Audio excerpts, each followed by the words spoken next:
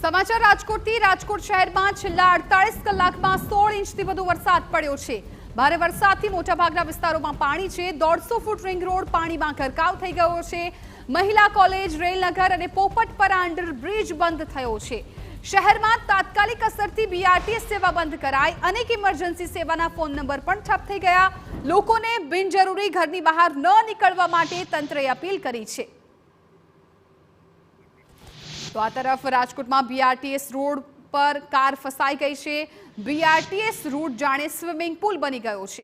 પાલિકાના mayor, standing chairman, દંડક સહિતના જે પદાધિકારીઓ છે તેઓ જે ફાયર બ્રિગેડ કંટ્રોલ રૂમ ખાતે પહોંચ્યા છે ને તેમના દ્વારા જે સ્થિતિ છે તેની સમીક્ષા છે તે કરવામાં આવી છે। રાજકોટના અનેક વિસ્તારો એવા છે કે જ્યાં પાણી છે તે ભરાયા છે, ત્યારે લોકોને કોઈ પણ પ્રકારની અગવડતા ન પડે અને સ્થિતિ કયા પ્રકારની છે તેની સમીક્ષા કરવા માટે ખુદ રાજકોટ મહાનગરપાલિકાના મેયર નૈનાબેન પેટડિયા, આ ઉપરાંત standing committee chairman Jaymin Thakar, દંડક મનીષભાઈ રાડિયા, આ ઉપરાંત અશ્વિનભાઈ પાંભર સહિતના જે આગેવાનો છે તેઓ અત્યારે કંટ્રોલ રૂમ ખાતે પહોંચ્યા છે ને ફાયર બ્રિગેડ સાથે મળી અને પરિસ્થિતિનો તાગ છે તે લેવામાં આવી રહ્યો છે। આપણે મેયર નૈનાબેન સાથે વાત કરીશું। બેન, શું કહેશો, શહેરની સ્થિતિ શું છે અત્યારે અને કયા પ્રકારની વ્યવસ્થાઓ કરવામાં આવી રહી છે? શહેરની સ્થિતિમાં આમ જોઈએ તો 2 દિવસથી સતત વરસાદ પડવાના કારણે નીચાણવાળા વિસ્તારોની અંદર પાણી ભરાવાના પ્રશ્ન આવેલા છે, ત્યારે કોર્પોરેશનની ટીમ દ્વારા સ્થળાંતર કરવા માટે શાળાઓ પણ કોર્પોરેશનની ખોલવામાં આવી છે।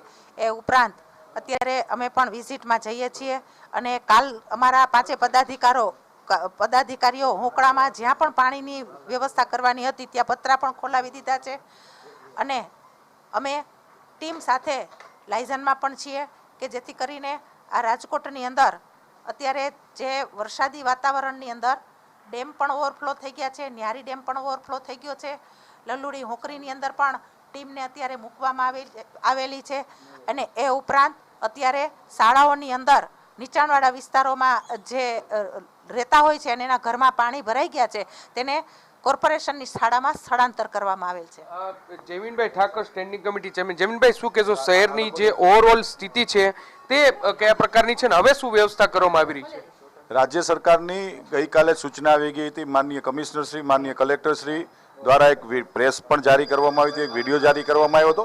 રાજકોટમાં જેટલા 18 વોર્ડની અંદર જે 3 વોર્ડની અંદર જે નીચાણવાળા વિસ્તારો ત્યાં ગઈકાલે જ અમે લોકોએ સ્થળાંતર કર્યું હતું। જેટલા લોકો સરકારી સ્કૂલની અંદર ઘણા બધા લોકો આવી ગયા છે। આજની જો તમને વાત કરું તો આજે રાજકોટની અંદર વરસાદ ખૂબ છે। આપના માધ્યમથી રાજકોટના સૌ નગરજનોને મારે અમારા લોકોની વિનંતી કે બને ત્યાં સુધી ઘરની બહાર ન નીકળવું, કારણ કે આગાહી છે સરકારે અને આપણી હવામાન ખાતાએ પણ આ કીધું છે કે રાજકોટની અંદર સાંજ સુધી, રાત સુધી ખૂબ ભારેથી અતિ ભારે વરસાદ પડવાનો, એટલે કોઈ બહાર ન નીકળે આપને વિનંતી કરીએ છીએ। અત્યારે જે કેટલા લોકોનું સ્થળાંતર છે તે કરવામાં આવ્યું છે ને શહેરમાં સૌથી વધારે વિકટ સ્થિતિ કયા વિસ્તારમાં છે? ખાસ કરીને વોર્ડ નંબર 14માં લલુડી વોકડી આવે, પોપટપરા આવે છે, પછી જંગલેશ્વર વિસ્તાર આવે વોર્ડ નંબર 16ની અંદર જે નીચાણવાળો વિસ્તાર છે। આ વિસ્તારની અંદર અમારી રાજકોટ મહાનગરપાલિકાની એનડીઆરએફની ટીમ દ્વારા સ્થળાંતર ગઈકાલ રાતથી ચાલુ છે। ગઈકાલે રાત્રે પ્રમાણમાં અત્યારે જેટલું જોર છે વરસાદનું એટલું જોર ઓછું છે। રાજ્ય સરકારની સૂચનાથી રાજકોટ મહાનગરપાલિકા પૂરતા પ્રમાણમાં અત્યારે કામ કરી રહી છે। કઈ વ્યવસ્થાઓ છે તેને અસર પહોંચી છે?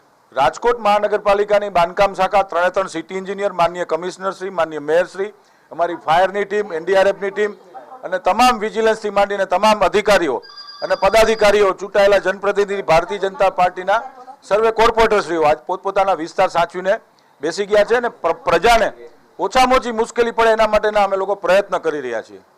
બીઆરટીએસ છે તે બંધ કરવામાં આવી છે, કેટલા ઓવરબ્રિજ, અંડરબ્રિજ છે તે બંધ છે? 3 અંડરબ્રિજ બંધ કર્યા છે અને બીઆરટીએસ ટોટલ બંધ કરી દીધું છે। મનીષભાઈ શું કહેશો, લોકોને શું અપીલ કરશો?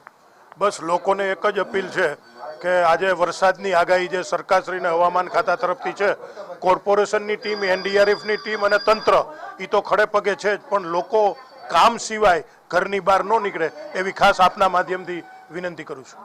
એટલે રાજકોટના 3 વોર્ડ છે તે સૌથી વધારે અસરગ્રસ્ત વોર્ડ છે ને તેને લઈને અત્યારે વ્યવસ્થાઓ છે તે કરવામાં આવી છે। જે પ્રકારે દ્રશ્ય તમે જોઈ રહ્યા છો કે મેયર છે તેમના દ્વારા કંટ્રોલ રૂમમાં જે પણ ફરિયાદો આવી રહી છે તેને સાંભળવામાં આવી રહી છે અને તે ફરિયાદ અંગેની સમીક્ષા છે તે કરવામાં છે ને તાત્કાલિક તેનું નિરાકરણ થાય તે માટેની વ્યવસ્થાઓ છે તે કરવામાં આવી છે।